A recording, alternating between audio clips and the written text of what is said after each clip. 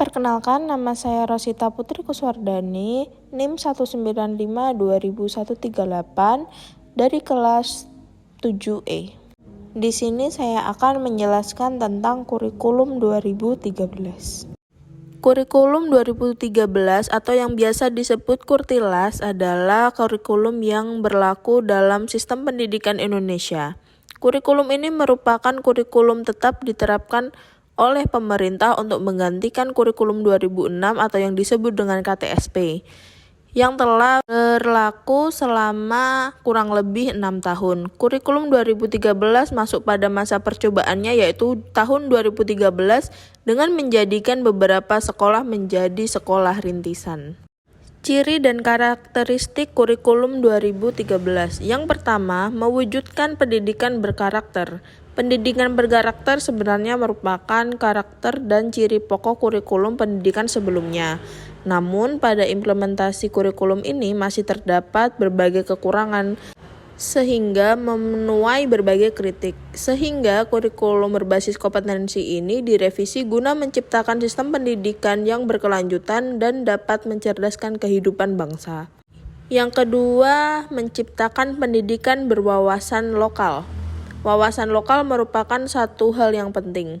Namun pada kenyataannya yang terjadi selama ini potensi dan budaya lokal seakan terabaikan dan tergerus oleh tingginya pengaruh budaya modern. Hal itulah yang mendorong bagaimana penanaman budaya lokal dalam pendidikan dapat diterapkan. Diharapkan budaya lokal dapat menjadi ciri penting dan menjadi raja di negeri sendiri dan tidak punah ditelan zaman.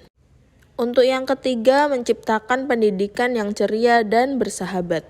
Pendidikan merupakan tempat untuk menggali seluruh potensi dalam diri. Oleh karena itu, dalam sistem pendidikan yang diterapkan pada kurikulum 2013 nantinya akan diterapkan dapat menggali seluruh potensi diri peserta didik, baik resistensi akademik maupun non-akademik. Maka dengan begitu pada kurikulum 2013 nantinya akan diterapkan pendidikan yang lebih menyenangkan, bersahabat, menarik, dan berkompeten. Sehingga dengan cara tersebut diharapkan seluruh potensi dan kreativitas serta inovasi peserta didik dapat tereksploitasi secara tepat dan tepat. Prinsip-prinsip pembelajaran tematik terpadu.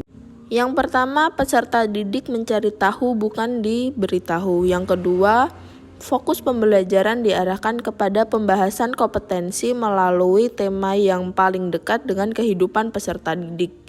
Yang ketiga, terdapat tema yang menjadi pemersatu sejumlah kompetensi dasar yang berkaitan dengan berbagai konsep keterampilan dan sikap.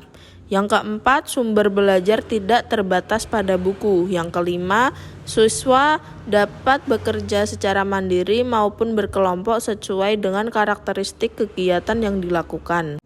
Yang keenam, guru harus merencanakan dan melaksanakan pembelajaran agar dapat mengakomodasi siswa dengan memiliki perbedaan tingkat kecerdasan, pengalaman, dan ketertiban terhadap suatu topik.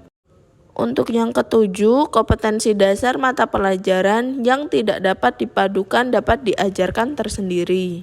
Untuk yang kedelapan, memberikan pengalaman langsung kepada siswa atau direct experience dari hal-hal yang konkret menuju ke abstrak.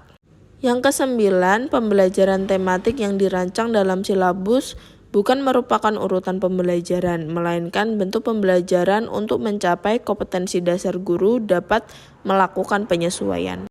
Tahapan implementasi kurikulum 2013. Yang pertama, pengadaan buku oleh sekolah kepada siswa. Yang kedua, pelatihan terhadap guru. Yang ketiga, pendampingan terhadap guru. Yang keempat, pelaksanaan pembelajaran. Yang kelima, adanya monitoring dan evaluasi. Kelebihan pembelajaran tematik. Menurut Kunandar 2007, pembelajaran tematik mempunyai kelebihan, yakni yang pertama, menyenangkan karena berangkat dari minat dan kebutuhan peserta didik. Yang kedua, memberikan pengalaman dan kegiatan belajar mengajar yang relevan dengan tingkat perkembangan dan kebutuhan peserta didik. Yang ketiga, hasil belajar dapat bertahan lama karena lebih berkesan dan bermakna. Yang keempat, mengembangkan keterampilan berpikir peserta didik sesuai dengan persoalan yang dihadapi.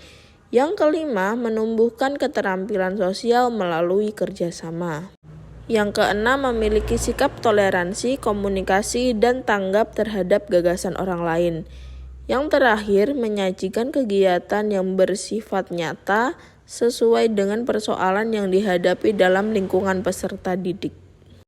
Rencana pelaksanaan pembelajaran atau RPP tematik. Rencana pelaksanaan pembelajaran RPP tematik adalah rencana pembelajaran tematik terpadu yang dikembangkan secara rinci dari suatu tema. Langkah-langkah pengembangan RPP tematik adalah mengkaji silabus tematik dan mengidentifikasi materi pembelajaran. Untuk pembahasan yang terakhir adalah pendekatan saintifik. Pendekatan saintifik merupakan model pembelajaran yang diterapkan pada kurikulum 2013 dengan menggunakan metode ilmiah dalam kegiatan pembelajarannya. Pendekatan yang berpusat pada siswa atau student-centered approach bertujuan supaya siswa nantinya mampu memiliki kapabilitas dalam berpikir atau thinking skill kritis, ilmiah, dan analitis.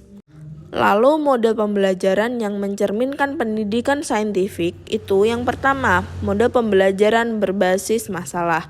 Yang kedua, model pembelajaran berbasis proyek. Yang ketiga, model pembelajaran penemuan. Yang keempat, model pembelajaran inquiry. Sekian penjelasan dari saya. Terima kasih. Wassalamualaikum warahmatullahi wabarakatuh.